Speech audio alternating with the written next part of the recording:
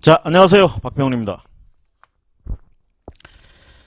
자, 우리 감정평가사 1차 과목 중에 감정평가 관계법규라는 게 있습니다. 이 과목에 대해서 이제 본격적으로 7월부터 이제 강의를 하는데, 기본 강의를 하는데, 그 전에 기본적으로 요 정도는 좀 알고 갔으면 좋겠다라는 기초 입문 해가지고 뭐 각 과목마다 이루어지고 있는 것 같은데요. 자, 민법도 하고 계실 것 같은데요. 민법 총칙 그리고 물권까지가 시험 범위죠. 그것도 하고 있을 것 같고요. 제가 보기에는 지금 법으로 치자 그러면 민법이라는 과목과 그 다음에 이 과목 지금 저하고 하는 거 감정평가 관계법규 여기 이제 본격적으로 이제 법에 관계된 얘기인데요. 법학과를 졸업하신 분들은 상대적으로 뭐 법학이라는 것들을 공부를 했으니까 그 어떤 개념이라든가 이런 것들이 있으니까 좀 수월하겠지만 처음 하시는 분들 이쪽 법학과가 아니신 분들은 이런 부분에서 좀 어려운 부분이 있을 것 같아 가지고 제가 기초 입문하면서 중요한 건 이거예요. 1차에서 가장 대표적으로 보는 법이 민법이라는 과목과 지금 감정평가 관계법규인데 이 두 가지 법의 성격이 굉장히 달라요. 그 첫 페이지에 보시면 공법이란 말이 나오고 사법이란 말이 나옵니다. 그렇죠? 공법과 사법이라는 개념 자체가 좀 특이하게 다른. 그래서 우리가 이제 뭐 법학이라는 것 자체, 법이라는 것 자체도 지금 잘 몰랐는데 이거 보니까 벌써 또 공법과 사법이라는 게 있네. 이렇게 이제 얘기가 되는데요. 일반적으로 이렇게 생각을 하면 돼요. 민법을 좀 기초인문이나 뭐 이렇게 좀 들어보셨다든가 좀 알고 계신 분들은 알겠지만 민법은 결국 법이라는 건 사람과 사람 사이의 관계, 어떤 주체와 주체와의 관계, 그 속에서 일어나는 분쟁이나 이런 것들을 해결하기 위해서 존재하는 거다 이렇게 보시면 되겠는데 민법은 주로 보면 개인과 개인, 이제 법학에서는 이제 우리가 이런 걸 보통 사인이라고 불러요. 일반인들 사인. 우리가 저기 뭐 TV 연예인들이나 뭐 정치인들이나 뭐 공인 뭐 이런 표현을 하잖아요. 그래서 공인이 아닌 우리 일반적인 사람들은 사인 이렇게 얘기를 하고요. 보통 자연인이라고 표현하기도 해요. 그래서 결국 민법이라는 건요. 사인과 사인 사이에 개인들 개인 사이에 재산 분쟁이나 재산 문제 이런 것들을 다뤄주는 법이다 이렇게 보시면 됩니다. 그러니까 쉽게 얘기하면 국가가 나서가지고 얘들하고 어떤 관계를 맺는 그런 법이 아니고 사인하고 사인이 계약을 했는데 계약 내용을 가지고 서로 이행을 안 해가지고 싸움이 붙었다든가 이렇게 했을 때 국가가 중간에 껴가지고 이런 부분을 해결해 주기 위해서 해결해 줄 때 기준이 있어야 될 거 아닙니까? 그렇죠? 그때 그냥 마음대로 해결해 주면 안 되겠죠. 기준이 있어야 된단 말이에요. 그 기준이 법이라고 생각하면 되는데 이렇게 개인들 사인과 사인 사이에 적용이 되는 법들을 우리가 보통 사법이라고 불러요. 그 중에 대표적인 법이 민법입니다. 아시겠죠? 자, 그 다음에 여기 우리가 하는 감정평가 관계법규라는 감정평가 관계법규라는 과목 이름을 이렇게 부르고 있는데 혹시 이제 우리가 비슷한 자격증 얘기하면 이제 공인중개사 자격증이나 뭐 이런 게 있어요. 거기도 이제 보면 거기는 부동산 공법이라고 이제 표현을 하는데요. 부동산 공법이라고 하면서 그 안에 법이 몇 개 들어가 있어요. 그리고 우리 여기 감정평가 관계법규에도 법이 몇 개 들어가 있습니다.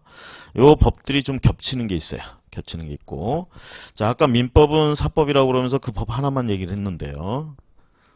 우리 관계법규 안에는요. 일단 우리 거는 9개의 법이 들어가 있다 이렇게 보시면 됩니다. 이 9개의 법이 대부분 공법의 영역에 있다 이렇게 보시면 돼요. 아까 민법을 사법이라고 얘기를 했죠. 그럼 공법이라고 하면 뭘 얘기하느냐. 결론적으로 해보면 자 아까 사인과 사인 사이에 적용 그쵸? 여러분 사법이다 이렇게 불렀어요. 사법. 그런데 이게 행정주체라는 게 있어요. 국가 같은 거 얘하고 우리 국민들 대개 사인들 행정주체 즉 국가를 운영하는데 결국은 국민들을 대상으로 해서 뭘 한단 말이에요. 그 국민들 사인이란 말이야. 얘들한테 뭘 시키기도 하고 그래서 우리는 그걸 시켜서 했는데 잘못될 수도 있잖아요. 그렇죠? 그리고 내가 뭘 하는데 하지 말라고 자꾸 규제하기도 하고 그럼 내가 위반을 했을 때 얘들이 또 뭐 어떻게 제재를 가하거나 뭐 이런 관계들이 형성되겠죠. 여기는 보통 매매 계약을 한다든가 뭐 이런 계약 관계 이런 게 있는데 여기서는 주로 보면 얘는 얘보다 우월한 지위에서 여기는 제가 이렇게 옆으로 그렸죠. 이게 뭐예요? 대등한 관계라는 얘기야. 사인과 사인 사이에 우리나라 지금 현재 양반 상놈 이런 거 있어요? 없죠. 평등한 거야. 대등한 거야. 대등한 사인들 사이의 분쟁에 대해서 민법이 적용된다. 사법이 적용된다. 이렇게 보시면 되겠고 이렇게 해놨죠. 결국은 법이라는 건 주체와 주체 사이에 껴서 뭔가 하는 건데 결론적으로 우월적 지위에 있는 주체가 있다는 얘기예요. 이쪽은. 그래서 이 관계에 적용돼야 될 법을 우리가 보통 공법이라고 부릅니다. 공법. 근데 공법인데 이제 가만히 보면 공법이라고 불리는 것들 중에 그러니까 우리나라에서 현재 시행되고 있는 법이 한 만여 가지 정도 될 거예요. 이 법 중에 법을 사법과 공법으로 나눠본다. 비율적으로 해보면 이쪽이 80% 이상이에요. 민법이 속해 있는 이쪽이 20% 정도밖에 안 된다 이렇게 보시면 돼요. 그러니까 쉽게 얘기하면 우리는 국가의 규제나 이런 걸 받으면서 살고 있는 거야. 우리가 숨쉬는 이 모든 공간이 국가에 의해서 만들어지고 그 국가라는 게 뭐겠어? 국가에서 누가 만들겠어요? 그 안에서. 우리 국가라는 조직 안에는 권력이라는 게 있고 그 권력을 나눠서 가지고 있잖아요. 권력 분립. 그렇죠?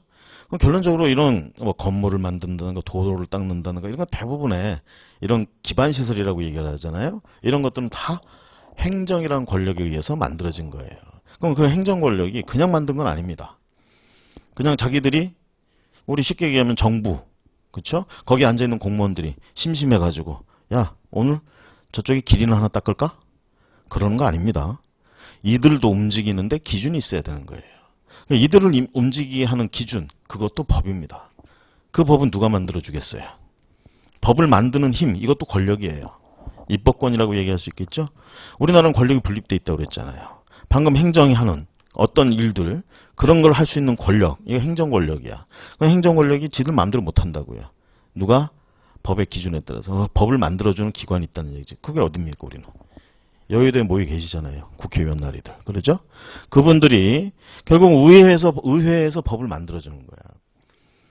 국가 입법권은 거기한테 줬고, 행정권은 정부한테 줬고, 또 하나 있죠, 권력. 고전적으로 우리가 삼권 분립하면 권력이 세 개 있다 이 얘기야. 권력은 하나인데 옛날에 중세나 유럽 같은 데 보면 또는 우리 조선시대나 왕을 보면 왕이 모든 권력을 가지고 있었고 우리는 권력이 하나인 줄 알았어요. 근데 이제 자각을 한 거죠. 공부를 하다 보니까. 로크나 몽테스큐 같은 애들이 보니까 어떻게 돼요? 아이씨 권력이 한 개인 줄 알았는데 여러 면이 있네. 그쵸? 그러면서 이 권력을 왕이 혼자 가지고 있다 보니까 왕은 뭐예요? 치자잖아요. 다스리는 자. 그 밑에 있는 우리는 피치자잖아요. 혼자 권력을 다 쥐고 흔들다 보니까 어떻게 됩니까? 얘 기분에 따라서 모든 것이 이루어지는 거예요. 밑에 있는 피치자가 괴로울 수밖에 없는 거지. 그렇죠? 그러면서 특히 뭐 어떻습니까? 왕의 기분에 따라서 오늘 다르고 내일 다르고 우리의 앞날을 예측할 수가 없는 거야. 불안한 속에서 살게 되죠. 그렇죠? 그러니까 결국은 로크나 몽테스큐가 공부를 해보니까 연구를 해보니까 왕이 가지고 있는 저 권력이 이게 하나가 아닌데 이건 나눠서 봐야 되고 이건 한 놈한테 주면 안 되는구나. 이따위 일어나네. 이걸 나눠놔야 된다. 권력 분립 얘기를 하게 되는 거예요. 그래서 몽테스큐처럼 고전적으로 삼권 분립, 로크는 이권 분립을 얘기를 했고요. 삼권 분립. 현재 우리나라는 전통적인 그 고전적인 삼권 분립하고 있고요. 그래서 그 삼권, 세 개의 권력은 뭡니까? 법을 만드는 권력. 그 법을 집행하는 권력이 두 개 있어요. 하나는 행정으로, 하나는 사법으로. 우리가 사법부 그러죠? 사법부. 이때 이 사자가 이런 사자를 써요. 이런 사자를. 한자로 이런 사자. 사법. 이게 무슨 사법 그러면 무슨 뜻이냐면 이렇게 생각하세요. 재판이라고 해석을 하세요. 사법 그럼 재판. 사법부는 그러니까 무슨 부야? 재판부. 그렇죠? 사법부, 재판부. 결국은 재판 권력. 재판 권력은 사법부, 재판부에다 준 거야. 아시겠죠? 그러니까 쉽게 얘기하면 왕이 혼자 가지고 있던 이 권력은 그 모습, 나타나는 모습을 갖다가 보니까 한 세 가지 모습 정도로 나타나더라. 법을 만드는 힘, 그 법을 가지고 집행하는 힘이 두 개인데 그 두 힘은 또 약간 다르다라는 거지. 행정이라는 것과 사법이라는 것은 다르다. 재판한다라는 거. 그냥 우리가 적극적, 소극적만 놓고 봐서 보세요. 결론적으로 행정부도 행정 권력을 아까 뭐라 그랬어요? 행정 권력이 지들 마음대로 행정 권력을 휘두를 수 있는 게 아니라고 그랬죠. 뭐라고 그랬어요? 입법부가 만들어준 법의 기준에 의해서 그 법을 집행한다 하는 거라고 그랬잖아. 그렇죠? 그러면 입법부가 법을 만들어 주면 행정권은 어떻게 해야 돼요? 그 법대로 가서 바로바로 실천을 해야 되죠. 능동적으로, 적극적으로. 그죠? 그런데 재판부 한번 생각해 보세요. 사법부. 입법부가 법을 만들어줬어요. 그럼 재판을 할 때 재판부는 재판을 하는 거죠. 재판 권력이에요. 그럼 재판할 때 한번 생각해 봅시다. 우리가 그냥 항상 보는 거. 판사가 가운데 있고 양옆에 싸우는 놈이 있잖아요. 그렇죠? 둘이 싸운단 말이야. 이걸 해결하는 거예요. 중간에서 중재하는 거예요. 사실은 재판이라는 게. 그럼 이 사람이 재판을 할 때 지 마음대로 하면 안 되죠. 그죠? 뭐의 기준을 두고? 법의 기준을 두고. 누가 만들어준 법? 의회가 만들어준 법을 기준으로 재판을 한단 말이에요. 그러니까 우리 일반 국민 같은 경우에는 이제 무엇이 생겨? 왕이 혼자 법도 만들고 집행도 하고 이럴 때하고 확연히 다르죠. 뭐가 달라요? 예측이라는 게 가능해지는 거예요. 왕의 기분에 따라서 오늘 다르고 내일 다르고 막 이렇게 뒤움박처럼 변화무쌍하는 이런 삶을 사는 게 아니라, 그렇죠? 법에 적혀진 있는 대로 내가 법에서 하지 말라는 거 안 하면 처벌받을 일이 없잖아요. 그렇죠? 내가 그런 짓을 안 했어. 그러니까 나는 처벌받을 일이 없다. 앞날을 예측할 수 있잖아요. 그렇죠? 이게 법적 생활의 안정이 오는 거예요. 쉽게 얘기하면. 이런 걸 가져오기 위해서는 결론적으로 법이라는 게 입법권이 법을 만들어주는 이 권력을 왕이 가지고 있으면 안 되는 거야. 혼자 다 가지고 있으면 결국은 지 마음대로 법을 만들고 지 마음대로 집행을 하는. 이렇게 되면 이제 우리가 보통 뭐라 하냐면 이런 다스리는 형태를 인치라고 그래요. 사람에 의해서 다스려지는 거야. 사람에 의해서 다스려지는 건 방금 얘기한 것처럼 예견 가능성이 없고 불안정할 수밖에 없습니다. 그렇죠? 그래서 나온 얘기가 뭐예요? 법치주의 하자는 얘기예요.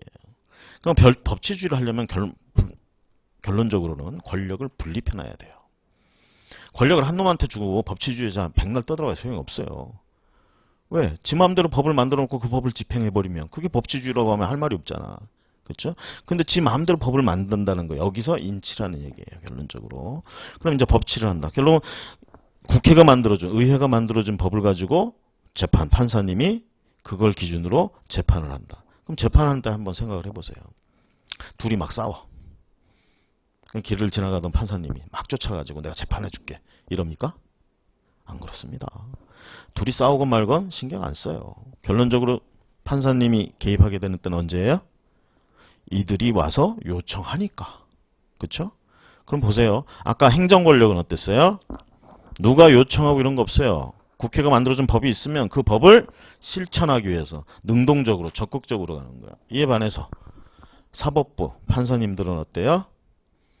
국회가 법 만들어줬다고 해서 그 법 적용할 때 찾으러 다니고 이런 거 안 해요. 그냥 앉아서 기다려요. 소극적이죠. 수동적입니다. 자, 결론적으로는 권력은요. 크게 보면 로크가 얘기한 것처럼 두 개의 권력인 것일 수도 있어요. 법을 만드는 권력과 그 법을 집행하는 권력. 몽테스케는 이 두 개를 이 집행하는 권력을 다시 둘로 쪼갠 거예요. 그래서 이렇게 적극적으로 집행하는 권력, 소극적으로 집행하는 권력 이렇게 나눴다 이렇게 보시면 되겠고, 이제 우리가 주로 이제 보면 행정이라는 부분들이 이제 결론적으로 국회가 만들어준 의회가 만들어준 이 법에 의해서 현실의 공간. 그러니까 행정이란 말 자체가 어떤 질서 이런 쪽으로 해석을 하시면 이해가 되실 거예요. 의회가 만들어진 법을 가지고 이 사회의 질서를 유지하고 질서를 만들어가는 것이 행정이다. 이렇게 보시면 됩니다. 자, 그럼 그런 행정을 한다. 왜 이 행정 얘기를 하냐면, 우리가 지금 배우게 되는 감정평가 관계법규, 여기에 관계된 9개 법 중에 대부분 법이 행정기관과 관련이 있고, 행정기관이 그 법에 따라서 처신을 하게 돼 있어요. 우리는 또 그 법을 알아야 어떠한 결과들이 나오는지를 알 수가 있는 거고요. 그러면서 이제 얘기하는 게, 자, 행정 권력이 우리에게 뭐라고 그렇게 하죠? 그러면 그거에 관계돼서 그냥 하는 게 아니고 기준을 가지고 한다. 그 법이 있다. 공법이다. 근데 결국은 행정 권력들이 대부분 한다. 그래서 공법에, 자, 대부분은 공법이라고 그랬고요. 이 공법의 대부분은 행정법이다. 행정에 관계된 법이다. 이렇게 보시면 돼요. 저걸 가지고 분쟁이 생기거나 했을 땐 또 재판부에서 이걸 가지고 재판하는 경우가 생기고 이걸 가지고 재판하는 경우가 생기고. 그죠? 이런 걸 가지고 재판을 해. 사인과 사인 사이의 문제를 가지고 재판을 해. 주로 재산 문제예요. 하나 더. 재산 문제 말고 또 자주 있는 게 뭐냐면 상속이나 상속. 내 자식이냐 네 자식이냐 이런 싸움도 있어요. 신분의 관계나 친족에 관계된 싸움. 이런 게 있을 수도 있어. 사인들 간에는. 그런 거에 관해서도 민법에 적혀 있어요. 지금 여러분이 배우는 민법이라는 과목의 시험범위 해가지고 아마 민법 총칙과 물권법까지가 아마 여러분들의 시험범위일 거예요. 민법은 아시겠지만 총 5개 편으로 구성되어 있습니다. 총칙편, 물권편, 채권편, 그 다음에 친족편, 상속편. 대개 이제 보면 이 두 개를 합쳐서 친상이라고 불러요. 친족과 상속에 관한 얘기예요. 친족, 어디까지가 내 친족이고, 그쵸? 신분에 관한 얘기야, 쉽게 얘기하면. 오늘날 우리나라에서 신분이라고 그러면 양관 상금 이런 얘기가 아니고요. 내 친족이 맞냐, 안 맞냐, 배우자냐, 아니냐, 아버지냐, 아니냐, 이런 문제 얘기하는 거예요. 그 다음에 이제 당연히 또 중요한 게 뭐예요? 상속 문제 있죠. 자, 상속이라는 것도 결국 뭐예요? 재산이 넘어가는 거예요. 그렇죠? 그럼 재산이 A라는 사람으로부터 B라는 사람한테 넘어간다. 재산이 넘어간다. 그러니까 일반적인 경우는 되게 어떤 경우에 서로 뭐 매매를 한다든가 증여를 한다든가 뭐 이런 계약을 통해서 넘어가는 게 대부분이죠. 그렇죠? 자, 계약을 한다는 얘기는 뭐예요? 당사자 간의 약속을 통해서. 당사자 간의 약속이라는 얘기, 당사자의 의사의 표시. 그렇죠? 둘 간의 합의. 이래서 계약이 이루어지고 그렇게 해서 재산의 이동이 일어난다는 얘기입니다. 근데 상속은 그렇지가 않다는 얘기죠. 상속은 어떻게 돼요? 상속은 사망과 동시에 일어납니다. 그럼 아시겠지만 사망한 사람은 사람이 아닙니다. 민법 총칙에서 아마 그거 배우실 거예요. 우리나라에서는 심장 종지설, 그래서 심장이 멈추면 더 이상 사람이 아닌 걸로 됩니다. 아시겠죠? 그 순간 상속이 이루어진다 이렇게 돼요. 그럼 사람이 아닌 사람으로부터 물건을 넘겨받는 거고요. 어떤 의사표시에 의해서 넘겨받는 게 아닙니다. 법에 그렇게 돼 있어요. 법에 의해서 취득을 하게 되는 거예요. 재산이라는 거. 자, 이런 부분이 좀 다른데요. 하여튼 이렇게 민법이 5편으로 돼 있는데 대개는 여러분들이 공부할 때 보면 이제 뭐 옛날엔 사법시험이었지만 변호사 시험이나 뭐 이런 데 이제 보면 요거 두 개 합쳐서 친족, 상속, 친상이라고 이제 많이 부르고요. 또는 가족법이라고도 부르고, 친상이라고 부르고. 요게 이제 물권법이라고 부르고, 요걸 채권법이라고 불러요. 물권편, 채권편인데, 이 채권편의 주를 이룬 게 또 뭐냐면 계약편이에요. 계약에 관계된 거. 그 다음에 요거 물권. 그 다음에 여기 민법 총칙이라고 얘기를 하죠. 민법 총칙은 쉽게 얘기하면, 이 뒤에서 나올 공통된 얘기를 여기 총칙에서 뽑아서 얘기를 하고 있습니다. 이게 이제 대개 대륙법계 중에 이런 형태를 취하는 게 독일 계통 애들을 해가지고 우리도 독일법을 개수했다 이렇게 표현을 해요. 그래서 전통적으로 뒤에서 할 얘기 중에 공통된 거 앞에서 하다 보니까 여기 추상적인 얘기가 많이 나와요. 초반에. 근데 처음부터 추상적인 걸 공부하는 게 쉬울까요? 처음엔 구체적인 걸 공부하고 나중에 추상적으로 가는 게 좋을까요? 쉬운 걸로 치면 후자가 쉬워요. 개별적인 사안들을 공부하면서 거기서 추출해가지고 그것이 추상적으로는 이렇게 간다. 이렇게 가는 게 편한데 이게 추상적인 얘기 먼저 하고 구체적인 얘기로 가는 거예요. 그래서 처음이 힘든 거예요. 민법이. 자, 어쨌든 이건 뭐라고요? 사법의 대가다. 그렇죠? 그래서 대개 보면 재산 문제나 이런 걸 가지고 싸운다. 우리가 또 민법은 이렇게 얘기해요. 이런 관계에 있어서 가장 일반적인 법이다. 이렇게 얘기합니다. 일반법이라는 얘기를 들어보셨겠죠. 그러면 여기 재산 문제에 있어서 일반적인 법이다. 우리나라에서 재산은 재산에 대한 권리라는 게 있겠죠.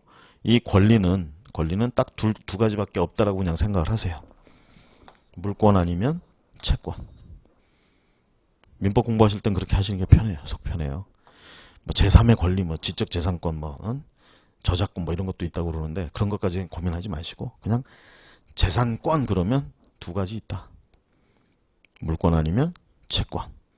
그렇게 공부를 하시고 두 권리에 비교해서 어차피 시험 범위는 물권이니까 물권을 위주로 공부를 하시는 게 파악을 하시는 게 좋아요. 두 개. 공통된 얘기를 저기서 쭉 하는데 재산에 관계된 얘기. 중요한 건 이런 권리에 공통된 얘기야 그러면 권리는 당연히 누군가 향유하는 자가 있겠죠. 권리 능력에 관한 얘기. 권리 능력을 가진 자만이 권리를 가질 수 있겠죠. 그런 애를 우리가 뭐라고 불러? 권리 주체라고 불러요. 권리 주체에 대한 얘기 나오잖아요. 민청에. 뭐하고 나와? 태아 나오고 법인 나오고 그런 거 나오잖아요. 그렇죠? 자, 그럼 권리 주체 얘기하고요. 그 다음에 이게 권리가 지금 재산권이잖아. 그죠? 이 재산권에는 재산이라는 대상이 있어야 될 거 아니야. 그렇죠? 대상. 그러면 권리가 뭐하고 뭐가 있다고 그랬어요? 물권과 채권이 있다고 그랬잖아요. 그럼 물권의 대상, 채권의 대상. 그걸 목적이라고 그러잖아요. 목적이 있어야 될 거 아니야. 그렇죠? 조심하실 건 물권의 목적과 채권의 목적이 동일하지가 않아요. 공통되지가 않아요. 그런데 민총에서는 물권의 목적만 거론을 하고 있어요. 규정해놨어요. 물권의 목적은 뭐겠어요? 물건이에요. 그렇죠? 물건을 규정해놨어요. 채권의 목적은 여기서 규정 안 해놨어요. 채권의 목적은 여기 채권 파트 가서 공부하라는 얘기고 그만큼 중요한 건 뭐냐? 물건의 목적은 물건이다. 이렇게 딱 그냥 떨어져. 물건은. 근데 채권은 그렇지가 않아요. 채권은 굉장히 다양한 형태의 목적들이 존재하는데 그 목적들의 90%는 우리가 급부라고 표현을 해요. 급부. 채권의 목적은 급부다. 주로 사람의 행위예요. 자, 우리가 채권 그러면 채권자 그러면 반대편에 누가 있어요? 채무자가 있겠죠. 쉽게 얘기하면 채권자가 권리를 가진 자고 채무자가 의무를 이행해야 되는 자야. 그렇죠?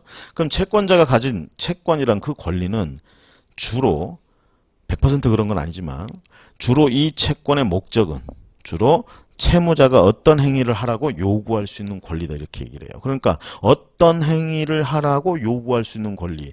그러면 어떤 행위가 목적이 되는 거예요. 사람의 행위, 채무자의 행위. 그것이 채권의 목적이에요. 90%는 그래요. 채권의 목적 90%는. 그걸 다른 말로 멋지게 아니라 그거를 우리 이쪽 전문가 입장에서 얘기하면 급부라고 표현하는 거예요. 그래서 채권의 목적은 급부다. 근데 100% 맞진 않아요. 그렇게 얘기하는데 물권의 목적은 물건이다. 이건 100%예요.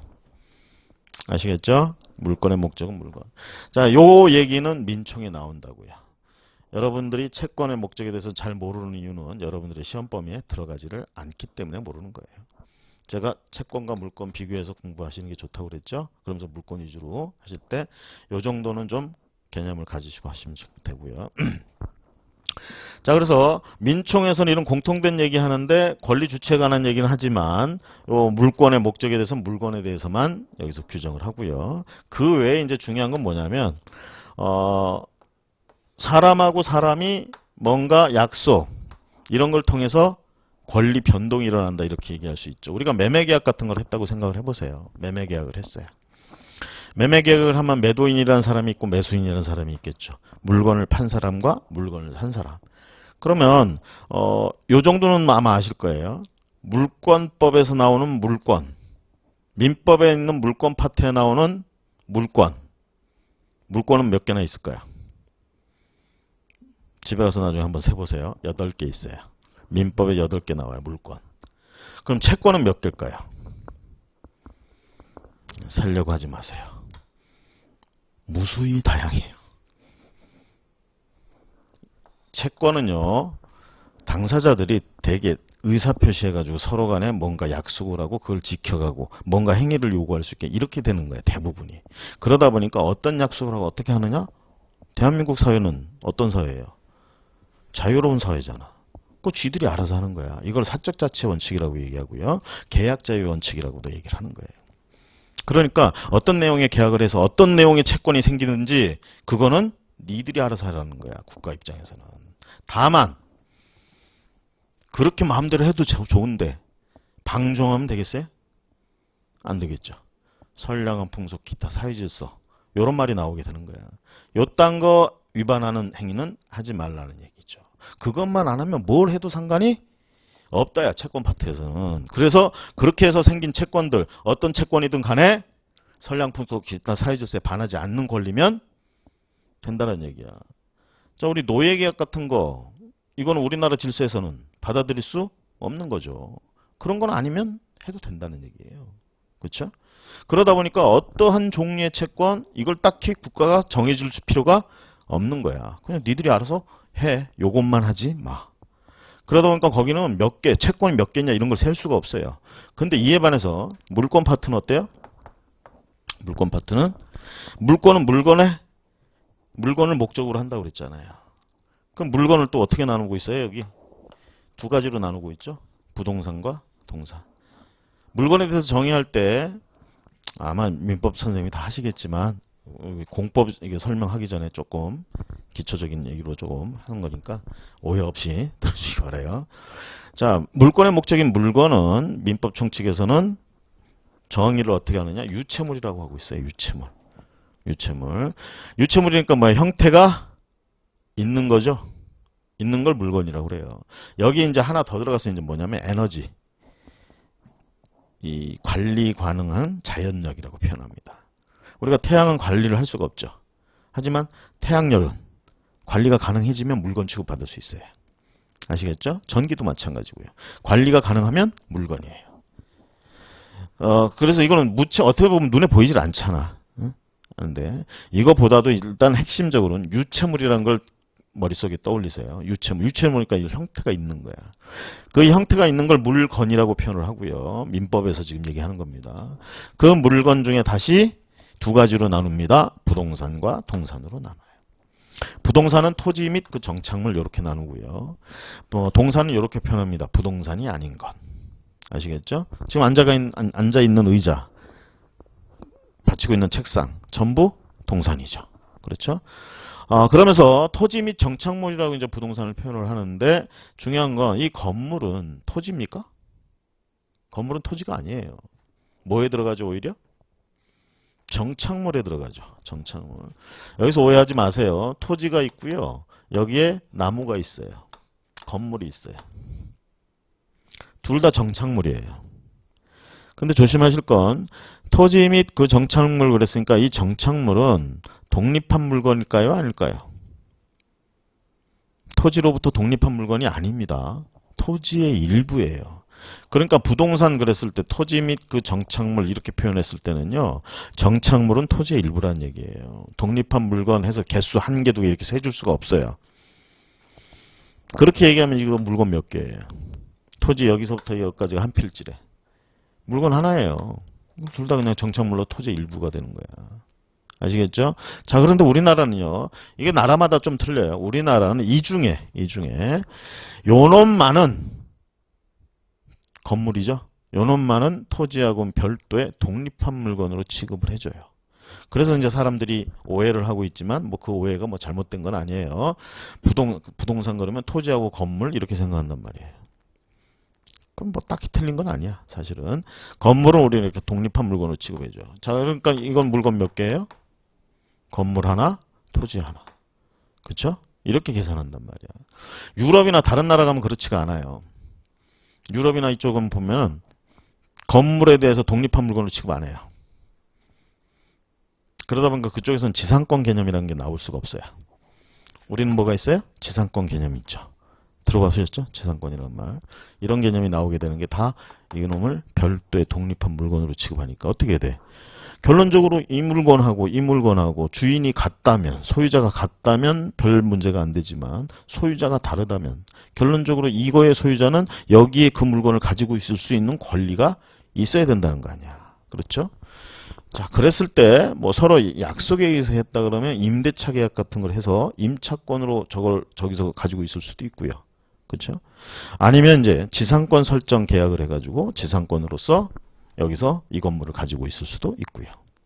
뭐 이제 그런 개념으로 가는데, 자, 어쨌든 이 당사자가 이 약속에 의해서, 계약에 의해서 어떤 권리들을 만들어내고, 자, 그럼 그런 권리들 가지고 서로 간에 분쟁이 생기거나 했을 때, 요걸 어디 재판부에 가면 요걸 이제 민사재판이라고 부르고요. 이 민사재판은 사인들 간의 문제다 이 얘기야. 민사재판. 민사소송이라고도 얘기하죠. 자, 민사소송을 한다. 이 문제도 민사소송 가는 거예요. 이 문제도 당연히 민사소송 가는 거예요. 그런데 이런 문제, 이 문제는 사인과 사인의 다툼이 아니잖아 지금. 그쵸? 여기 행정기관들과 나와 다툼이다. 이런 문제는 어디로 가야 되느냐. 그리고 적용되는 법이 되게 공법이라고 얘기했죠. 그렇죠? 그래서 이런 거를 재판하기 위해서 만들어져 있는 법원 이름이 행정법원이에요. 행정문제에서. 제가 아까 얘기했죠. 공법의 대부분은 행정법이라고요. 그래서 행정과 관련돼서 분쟁이 있다. 쉽게 얘기하면 이거예요. 내가 음식점을 운영을 하는데 어느 날 식품위생과에서 들이닥쳤어. 그냥 막 냉장고 막 그냥 들쑤시고 막 보더니 아씨 내가 한 달 전에 넣어놓은 거 이걸 발견한 거야. 유통기한 지난 건데. 이걸 발견하고 얘들이 너 이거 위반이야. 식품위생법 위반이야. 그래서 너 영업허가 취소야. 취소. 나 영업하면 돼, 안 돼? 안 되죠. 취소. 난 너무 억울해. 아니 그걸 내가 위반한 건 위반한 건데 이거 가지고 바로 취소를 하는 건 영업허가한 걸 바로 취소하는 건 너무한 거 아니에요? 분명히 법에는 뭐 영업정지 몇 개월도 있고 그 중에 알아서 선택하게끔 돼 있는데 나는 그냥 바로 취소야. 너무 억울한 거 아닙니까? 그 억울하면 뭐해? 소송 가야지. 그죠? 그걸 이제 소송 간다 그러면 어디로? 소송은 법원에서 한다고 그랬잖아요. 그럼 법원에 쫓아가야 돼. 그럼 어느 파트로 가야 돼? 민사 파트가 아니고 행정 파트로 간다. 이렇게 되는 거예요. 행정법원으로 가는 거예요. 그래서 취소한 거를 다시 취소해라. 아시겠죠? 취소. 내 영업허가 취소 처분을 취소해라. 처분을 취소해라. 라는 소송을 제기하게 되는 거예요. 행정소송. 이 행정법적인 얘기나 이 공법적인 얘기를 좀 여러분들이 듣고 해야 되는 이유는 뭐냐면 2차 과목에 가면 감정평가, 관계법규 말고 보상법규라는 게 있어요. 거기 그 2차는 또 우리가 객관식이 아니죠. 주관식이다 보니까 주어진 문제 사례 같은 것들 풀어갈 때 이제 되게 보면 행정법적인 마인드가 좀 들어가줘야 돼요. 그래서 소송이나 어떤 이런 부분들하고 구제를 받는 방법들 이런 부분들에 대해서 좀 생각을 해보셔야 됩니다. 이렇게 얘들이 이렇게 한 처분 행위가 이 처분이라고 그래. 대개는 얘들이 얘한테 하는 거. 얘들이 하는 작용, 요 작용이라고 이제 모든 짓거리, 얘들이 하는 모든 짓거리를 주로 작용이라고 표현을 해요. 행정작용. 그 행정작용 중에 대부분이 뭐냐? 처분이라는 걸 해요. 처분. 행정작용 중에 대부분은 처분이다. 이렇게 보시면 되겠고, 그 처분을 우리가 이제 행정법이라는 또 과목이 있어요. 그 어떤 시험, 어떤 자격증이나 이런 데 보면. 그럼 행정법에 그 행정법이란 과목에서 이제 가르칠 때 이제 되게 보면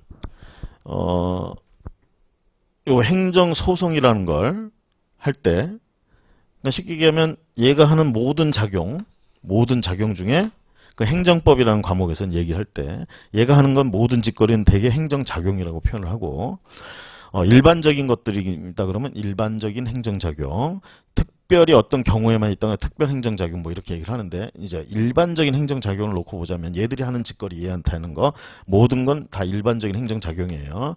그 작용들을 이제 세세히 나눠보는 거야. 작용이라고 뭉뚱그려서 얘기를 했지만 그 안에는 이제 그 행위들을 작용들을 하나하나 구별을 해보는 거예요. 구별을 해볼 때 보면 방금 얘기한 것처럼 처분이라는 게 제일 많아. 얘들이 하는 게. 방금 얘기한 것처럼 너 그 식품위생법 위반했어. 너 영업허가 받은 거 취소 처분이라고 표현을 해요. 처분. 또는 얘가 처음에 음식점 할 때 만약에 법에 음식점을 하려면 관할 구청에 가서 허가를 받아야 된다고 돼 있어. 그럼 얘가 뭘 했겠어요? 얘한테 허가 신청이란 걸 한단 말이야. 그랬더니 얘가 검토해보고 허가 또는 불허가 라는 걸 하겠지. 자, 허가를 한다고 해봅시다.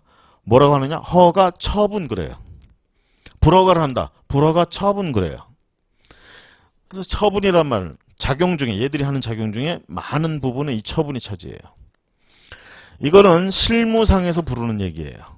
이거를 아까 좀 전에 얘기하다 말했지만 행정법이라는 과목이 있고 그 과목을 가지고 강의를 할 때 강의에서는 이거를 행위라고 불러. 행정, 행위. 강학상 개념이에요.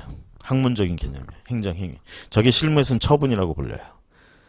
그러니까 어떤 의미에서 보면 허가, 행정, 행위. 강학상으로 이렇게 표현하는데 이렇게 말하는 사람은 아무도 없어.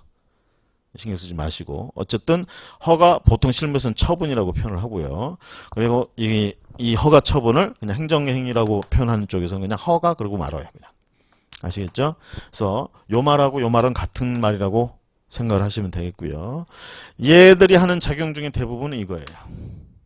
이거예요. 근데 이거 말고 또 이제 뭐가 있느냐. 우리가 이제 9개 법이 있다고 그랬어요. 그 중에 국토기획 및 이용에 관한 법률이라는 법이 있어요. 아까 저기 입법권은 국회가 가진다고 그랬죠. 그럼 법 이름을 어떻게 짓느냐면 국회가 법을 만들 때는요. 법 이름을 붙여야 되겠죠. 그러면 뭐라고 열심히 붙인 다음에 끝에는 법이라고 끝나거나 법률이라고 끝나요. 법이라고 끝나거나 법률이라고 끝나면 아 이거는 국회가 만든 거다 이렇게 보시면 되겠고요.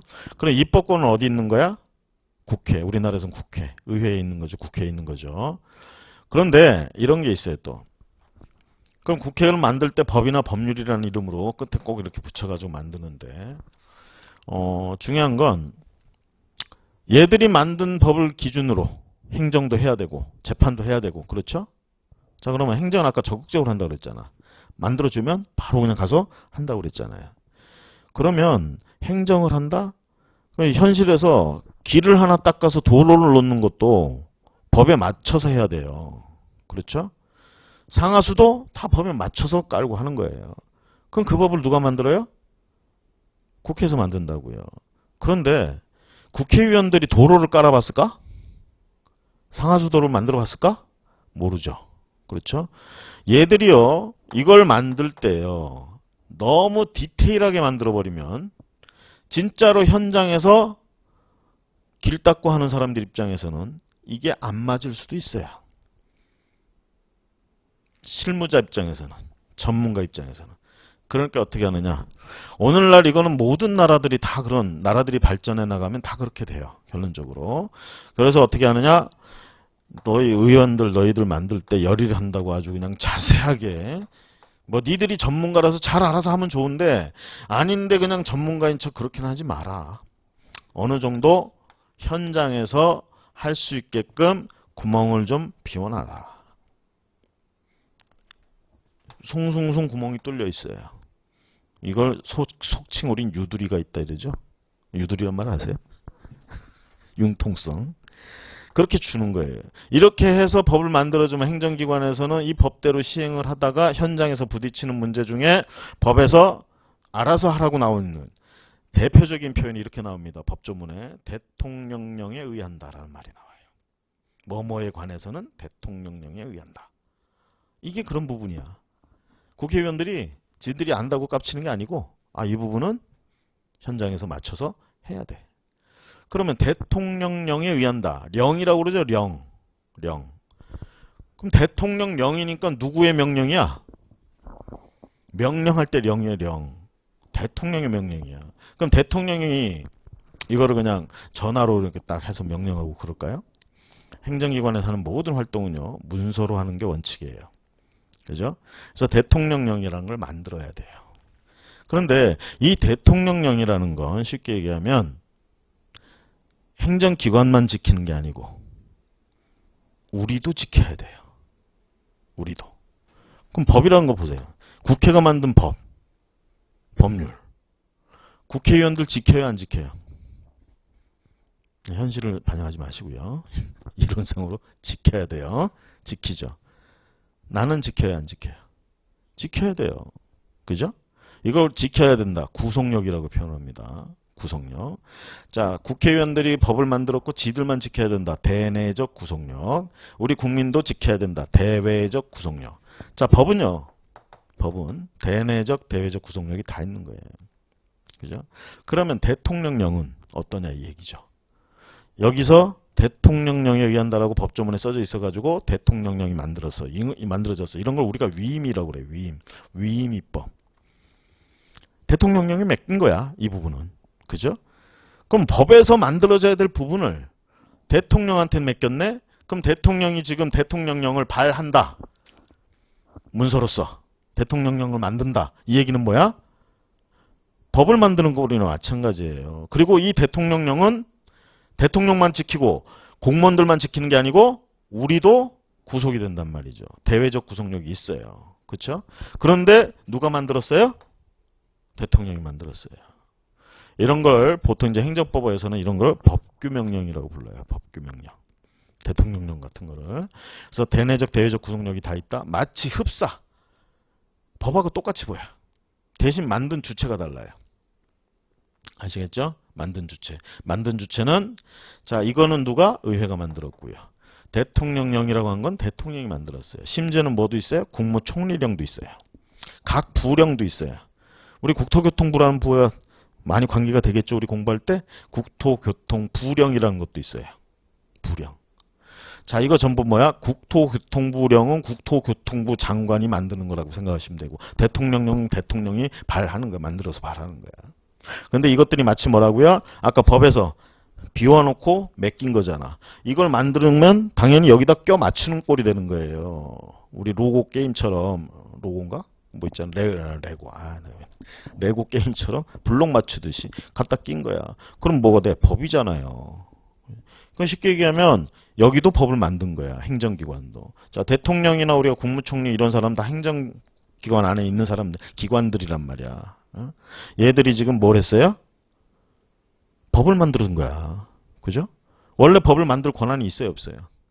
없는 거잖아요. 권력분립론으로 얘기하자면 입법권은 원래 국회한테 있어야 되는 거야. 우리나라에서는. 그런데 얘들이 이딴 걸 만드네? 이래도 되느냐 이 얘기죠. 자, 우리나라는 삼권이 있고 권력기관이 있고 그 권력기관들이 어떤 일을 하고 그 다음에 우리 모든 국민들에게 어떤 기본권들이 있고 그런 기본권은 어떻게 보장돼야 되는지 이런 얘기는 어느 법에 나와 있을까요? 생각하는 그거. 헌법. 헌법에 나와 있어요. 헌법에. 헌법이 딱 두 가지 얘기합니다. 국민의 기본권과 그 다음에 방금 뭐 권력 어쩌고 한 거 싸잡아서 얘기하면 통치 구조에 관한 얘기예요. 이게 우리나라 헌법에 나와 있는 두 가지 얘기예요. 대표적인. 그럼 보세요. 그 헌법에서 헌법을 가장 최고의 법이라고 쳐요. 우리나라에서는. 대부분의 다른 나라도 그래요. 이걸 최고 규범이라고 그러고요.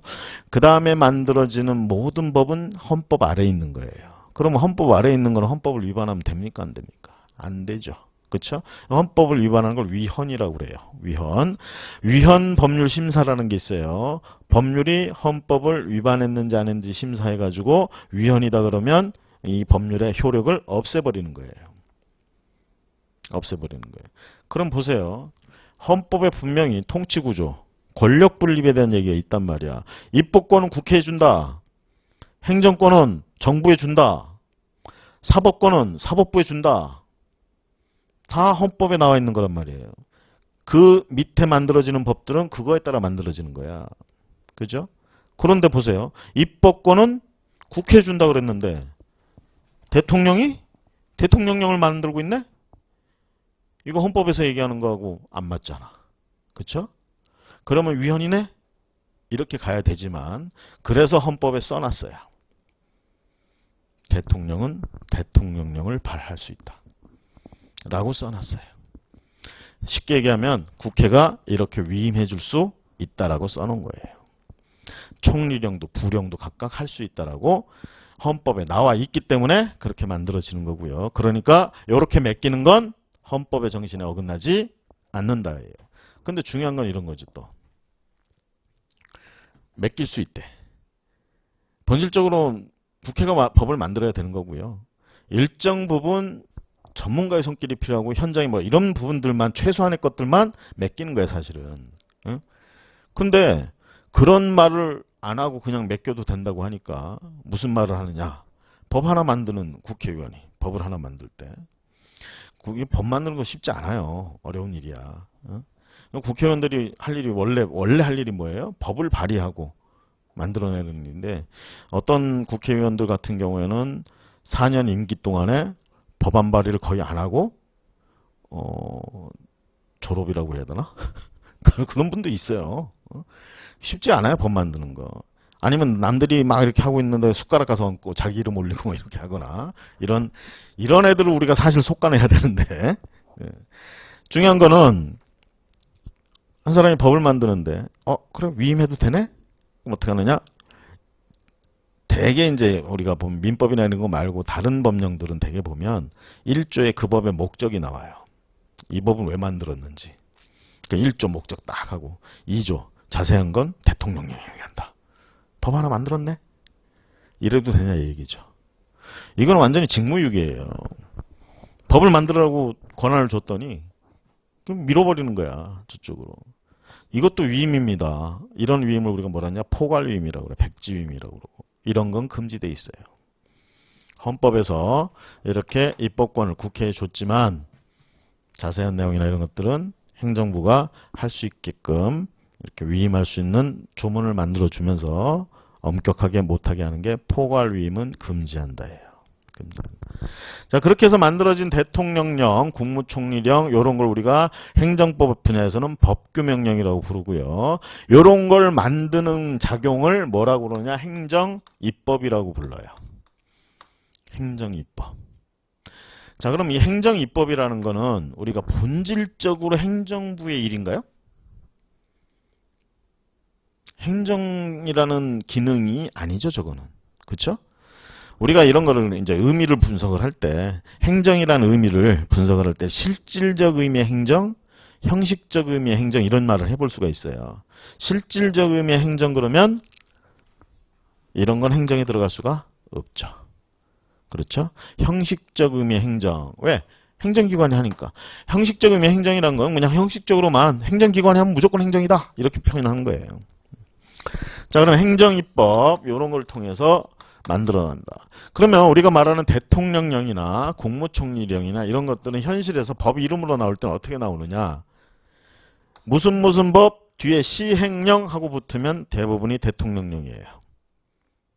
무슨 법 시행규칙이라고 붙으면 총리령이나 부령이에요. 아시겠죠? 법률로 끝날 때도 마찬가지예요. 무슨 법률 시행령, 무슨 법률 시행규칙. 자, 이름의 구조를 아셨겠죠? 그러면 당연한 거지만 한번 얘기해 볼게요. 시행령은 상위법인 자기를 위임해준 그 법을 모법을 위반하면 될까 안 될까? 안 되는 거죠. 우리가 헌법이 최고 규범이고 그 밑에 나오는 모든 법들, 민법도 다 그 밑에 나오는 것들이야. 헌법을 위반하면 된다고 해서 안 된다고 해서 안 됐듯이 마찬가지로 법이 위임을 했어. 그럼 맡겨준 놈은 이놈은 얘가 시킨 것만 해야지. 그렇죠? 뛰어넘어서 하면 안 되고 얘 뜻을 거슬러도 안 되는 거죠. 그렇겠죠? 그러니까 얘들끼리 구조가 어떻게 되겠어? 법이 상위에 있고 시행령이 밑에 있는 거죠. 그렇죠? 행정기관이 만든 게 밑에 있는 거야. 국회가 만든 거 밑에 있는 거야. 아시겠죠? 자, 행정입법. 자, 그래서 우리가 국토의객 및 이용에 관한 법률이라는 법은 국회가 만들고요. 그것을 시행하기 위해서 국토의객 및 이용에 관한 법률 시행령이라는 게 존재한다. 이건 대통령령이에요. 그러면 법률이 먼저고 그 밑에 이제 시행령이 그 다음이다. 거기에 시행규칙까지 있죠. 이거 국토교통부령입니다. 그러니까 그건 또 시행령 밑에 있는 거잖아요. 단계가 이렇게 돼요. 단계가. 법의 힘. 그러면 법이 제일 세고 법률이. 그 밑에 시행령, 그 밑에 시행규칙. 이렇게 간다라는 거. 자, 이름들 이제 아시겠죠? 그럼 행정작용 그러면 이 두 가지만 있느냐? 그렇지가 않다라는 얘기입니다. 여러 가지가 있는데 그 중에 이제 뭐냐? 계획이라는 게 있어요. 행정계획이라고 불러요. 우리가 행정계획. 잠시 쉬었다가 행정계획 얘기 좀 하도록 하겠습니다.